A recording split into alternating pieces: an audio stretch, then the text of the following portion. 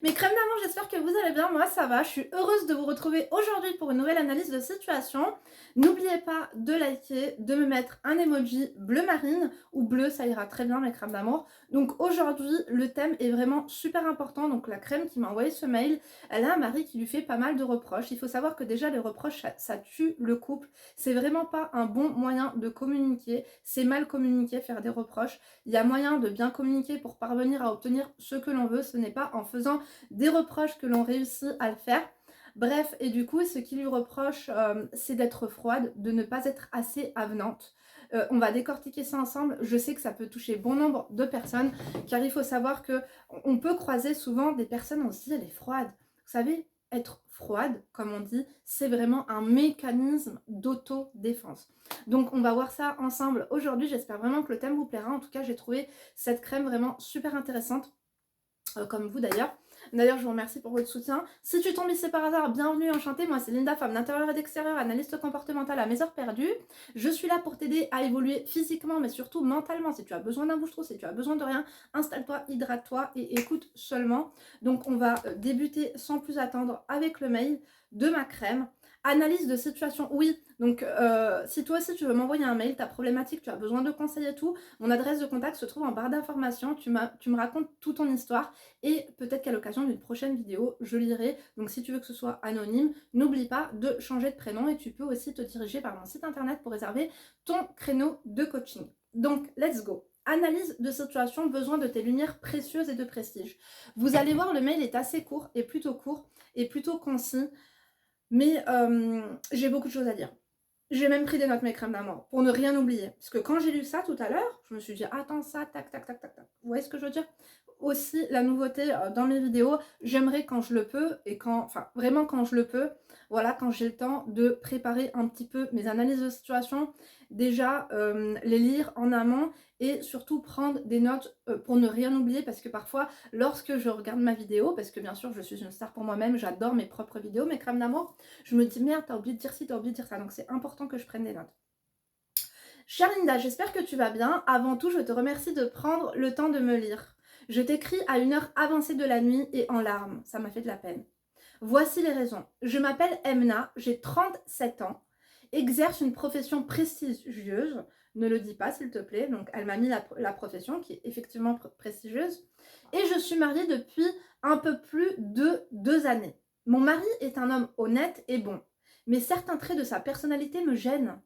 Je ne sais pas s'ils sont normaux ni comment lui en parler, il me semble pas enclin à la remise en question. Ça c'est compliqué mes crèmes d'amour, bien sûr, mais on va voir ensemble. Je vais essayer de t'aider à décanter un petit peu tout ça, d'accord? Donc let's go, c'est parti. En effet, je reçois beaucoup de reproches de sa part. Voici quelques exemples, je les énumère pour te faciliter la lecture. 1. Il me reproche d'être froide. Je suis très stressée en général, notamment professionnellement, et il peut arriver que je sois dans mes pensées. Je lui ai déjà dit, mais il voudrait que je sourie davantage. Simplement, malgré mes efforts pour lui être plus agréable d'apparence, il me reproche encore ce point. Donc, elle l'a écouté tout de même, elle a écouté ses reproches. Mais crème d'amour, comme je vous ai dit, reprocher quelque chose, c'est pas une bonne façon de communiquer. Mais lorsqu'on a des reproches à vous faire, tout de même, il faut les prendre en considération, surtout se remettre en question. Est-ce qu'effectivement je suis un peu froide? Est-ce qu'effectivement je suis pas assez avenante, pas assez souriante? Mais je pense sincèrement que c'est notre amour propre en fait, qui nous force à construire cette barrière entre nous et notre interlocuteur. Donc je pense, comme tu dis, que ton travail vraiment te met à cran et voilà, t'as énormément à faire. Je pense sincèrement, peut-être que je me trompe, mais il est possible, et essaie d'analyser parce que moi je te mets sur plusieurs pistes et après c'est à toi de voir avec les informations que tu m'as données. Est-ce que ton couple est ta priorité? Après, il y a priorité, mais est-ce que c'est important pour toi? Moi, je pense que le plus important pour toi à l'heure actuelle, sincèrement, c'est ton travail. Et c'est pourquoi tu es beaucoup plus préoccupé par ton travail que par ton mariage. Ça, c'est mon point de vue. Parce que tu es plus épanoui dans ton cadre professionnel que dans ta vie sentimentale. tu as l'impression vraiment d'avoir réussi ta vie professionnelle. Car tu te sens plus en place en fait dans ton travail que à la maison avec ton mari. Tu es toi-même au travail, je pense que tu maîtrises et tu es valorisé. A contrario, tu maîtrises peut-être un petit peu moins tout ce qui est sentimental, mariage, vie de couple et tout ça. Donc là, tu es plus en sécurité en fait dans ton travail, car tu es aussi beaucoup plus valorisé. Et il faut savoir aussi que nous nous adaptons à notre interlocuteur. Donc en fait, on s'adapte à ce que l'on nous donne pour poursuivre en fait dans la relation. Tu t'es adapté pour pouvoir poursuivre en face d'une personne. Bah, quand on nous donne une mauvaise balle au tennis, eh bah, bien sûr que quand on va donner le change, ça va pas être la même. Donc lorsqu'on est exténué, mes crèmes d'amour, lorsqu'on est fatigué d'attendre un changement, ce changement-là, on l'attend. Par exemple, de l'attention. Quand on a une personne en face de nous qui ne nous donne pas d'attention, qui nous donne pas spécialement d'affection, elle en attend, nous on en attend, mais finalement comme il est un petit peu froid parce qu'il est un petit peu déçu, nous aussi on est déçus et du coup notre cœur, mécanisme d'autodéfense, mes crèmes d'amour, devient froid. Encore une fois, quand je dis notre cœur devient froid, je dis pas que tu as le cœur noir, je dis c'est une métaphore en fait, notre cœur devient froid, mes crèmes d'amour, face à cette personne qui nous déçoit, car elle nous apporte vraiment de la déception. Le problème, c'est que notre comportement finalement d'autodéfense ne fait qu'envenimer la situation. Parce que lui, il attend, mais finalement, il attend avec son aigreur et sa frustration. Et nous, on fait que donner le change. Et on ne se rend pas compte parce qu'on n'a pas le recul nécessaire, l'observation. On n'a pas un bon poste en fait d'observation pour s'observer, pour observer notre couple au loin. Le problème, donc, comme je t'ai dit, c'est que ça envenime la situation et que ça donne encore moins envie à cette personne, donc ton mari, qui est une personne plutôt complexe. Je reviendrai vers lui plus tard, hein, t'inquiète pas. Donc, de s'ouvrir et de nous faire une démonstration d'amour, d'accord? Parce c'est quelqu'un de complexe. Je pense que c'est quelqu'un qui n'a pas confiance en lui. Peut-être qu'il a eu en fait des carences au niveau familial, intrafamilial, notamment avec sa maman et son papa. Je pense que il a eu des carences affectives. Il n'a pas été, il n'a pas reçu de démonstration d'affection. Donc, toi, tu as toujours quand même été une femme forte. Aussi, je pense que on te connaît vraiment sous la femme vaillante, la femme forte. Heu, on dirait que tu es un peu sous l'emprise de la peur. La peur de quoi? De te montrer vulnérable, tu vois? C'est pour ça que tu es plutôt on te croit froide, c'est pas que tu es froide, c'est que tu es une femme forte. Faut faire attention à ça parce qu'on nous de on enfin, en étant exigeante avec nous-mêmes, en tout le temps devant enfin, quand on doit tout le temps démontrer ou faire des démonstrations de force en montrant que je suis une femme forte, je pleure pas souvent, je suis, charismatique et tout. Le problème, c'est qu'après, les gens, ils sont durs avec nous. Et ils prennent pas des pincettes pour nous dire certaines choses. Lorsqu'on a une personne qui est un peu plus vulnérable, qui est plus douce, tu vois, pour lui dire, pour lui faire passer un même message, on va se comporter, on va voir utiliser des mots différents avec cette personne-là. Donc, être de nature forte et battante est une qualité fantastique humainement, bien sûr. Il faut savoir en fait baisser sa garde néanmoins. Lorsqu'on est en intimité, donc avec soi-même avant toute chose, je dis baisser sa garde. Je dis pas être à 100% vulnérable et être à 100% soi-même. D'accord, mes crèmes d'amour? Tu as l'impression en fait d'exister en tant que femme forte. En fait, c'est ta patte. Je pense que ce soit dans ta famille, ton entourage, tes copines, quand elles parlent de toi, si on doit donner 3 adjectifs, c'est sûr qu'il va y avoir femme forte, tu vois. Femme indépendante. Tu tiens à ce statut qui a longtemps été gratifié en fait par tes proches. Donc, je pense que tu es exigeante avant tout avec toi-même. Tu fais beaucoup, tu te prends, je pense aussi trop au sérieux. Il faudrait que tu amènes un peu plus de légèreté dans tout ça. Il faudrait que tu souffles. Et avant ça, avec toi-même. Tu sais, quand tu discutes avec toi-même, il faut que tu sois moins terre à terre. un peu plus de laisser aller.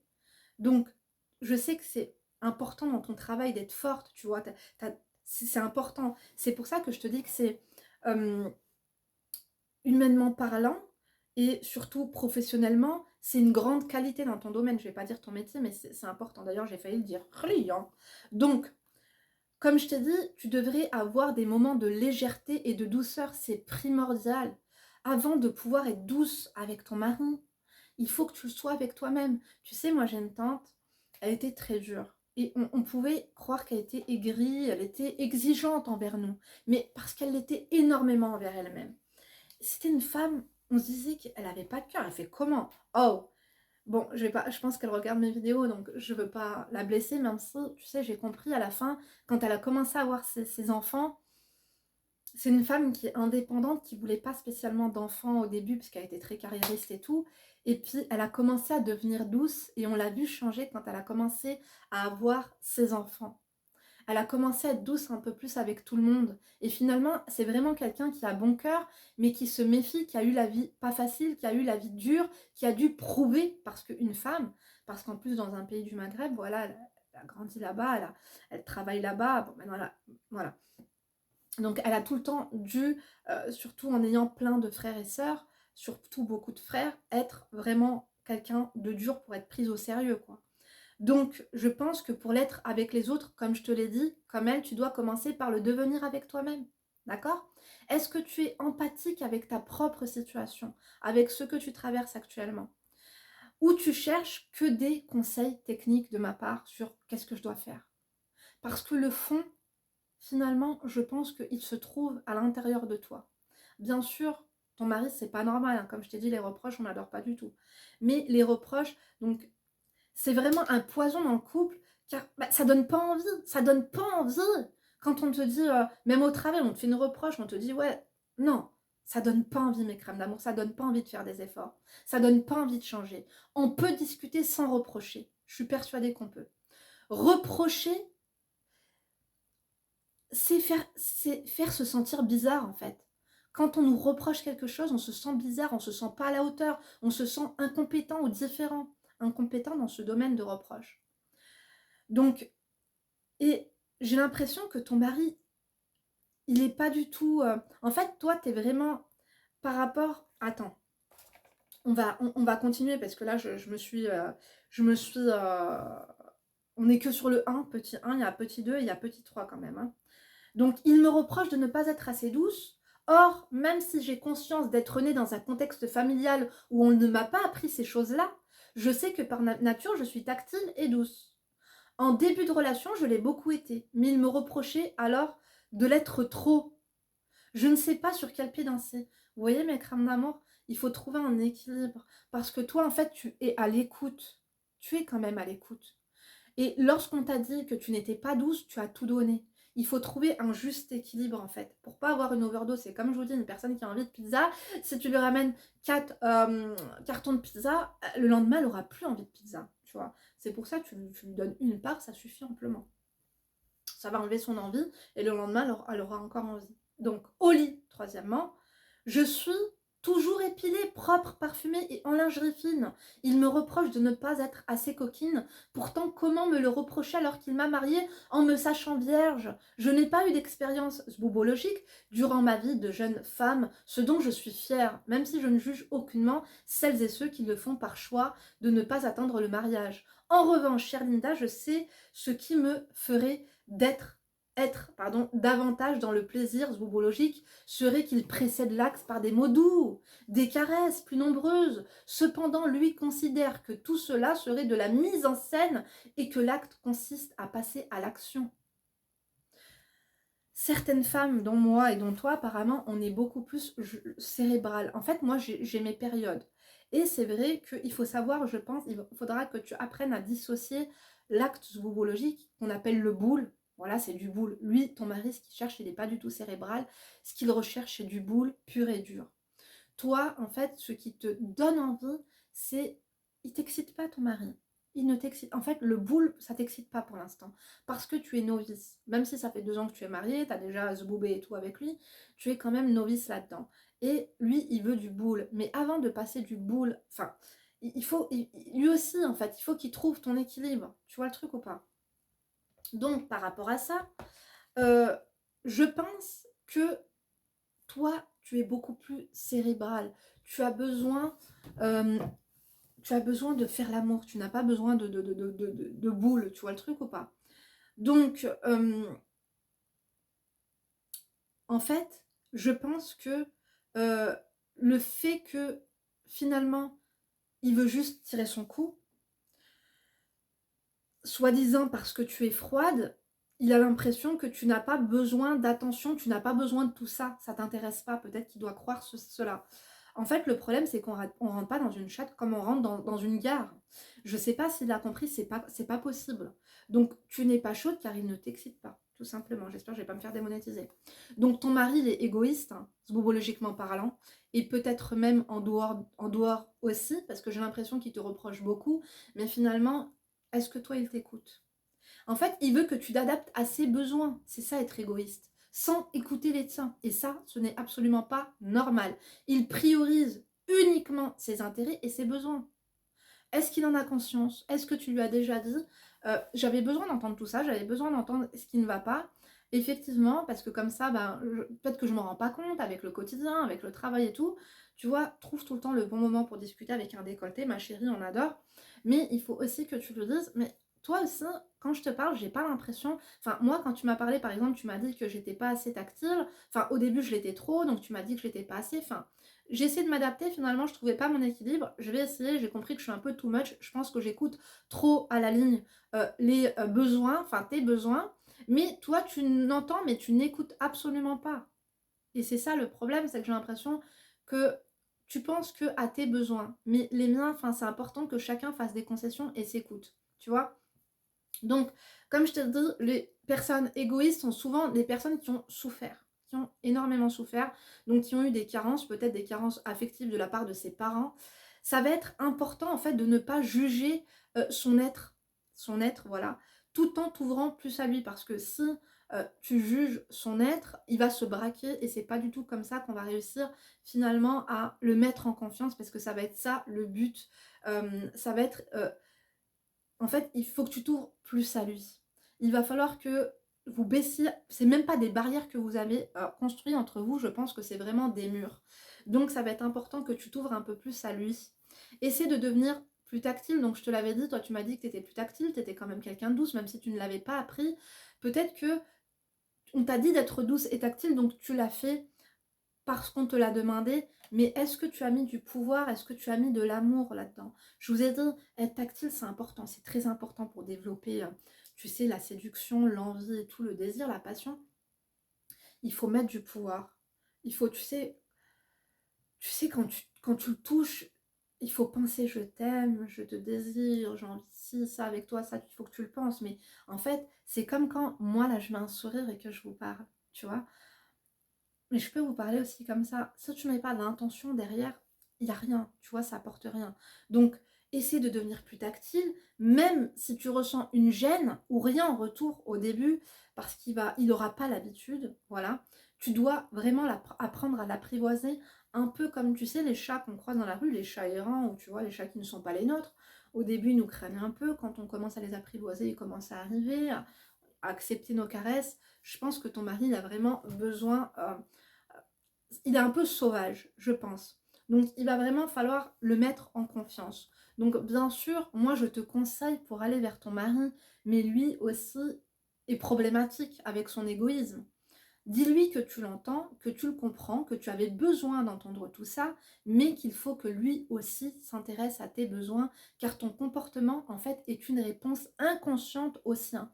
Je pense que tu es avec quelqu'un quand même qui est intelligent. Quand je t'ai dit que tu étais beaucoup plus cérébral au zboob, c'est que pour avoir de l'excitation, du plaisir, il faut que tu penses à certaines choses. Tu vois, il faut que tu ressentes aussi certaines choses. Les préliminaires, c'est important. Et je pense que lui, il veut rentrer comme si, voilà, il avait raté son train, die. On adore ou pas, on n'adore pas du tout.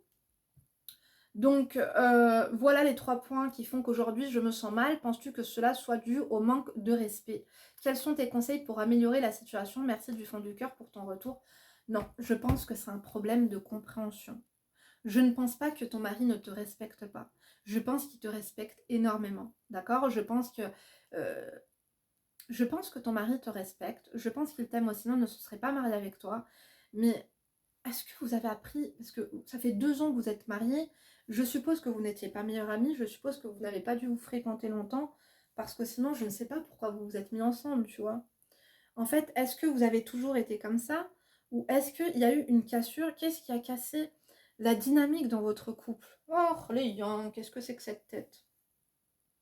Qu'est-ce qui a cassé cette dynamique dans votre couple? On dirait que vous êtes un peu ennemis, que vous ne faites pas trop confiance, que lui il veut du boule, il veut que tu sois plus tactile, que tu t'intéresses à lui. Finalement, quand tu t'intéresses trop à lui, il a l'impression que tu es too much. Eh, oh, qu'est-ce que tu veux? Do you want a piece of me? En fait, finalement, il va falloir trouver le juste milieu, mais pour lui donner envie finalement à lui et essayer de le comprendre, il va falloir essayer de l'apprivoiser. Je pense que ton mari n'a pas l'habitude, il n'a pas l'habitude de recevoir de l'affection. Il aimerait en recevoir, mais il ne sait pas trop ce que c'est.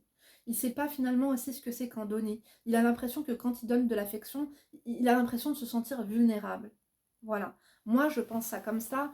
Maintenant, il y a des mecs un peu machos qui sont pas amoureux de l'amour.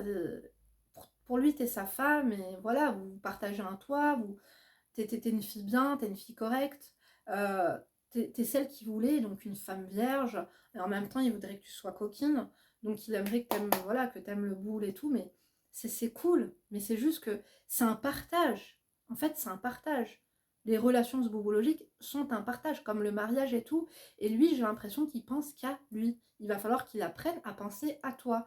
Essaie d'analyser aussi ton couple. Est-ce que tu as l'impression qu'il pense à toi parce que tu as dit que c'était quelqu'un de bon, tu as dit que c'était quelqu'un quand même d'honnête et tout?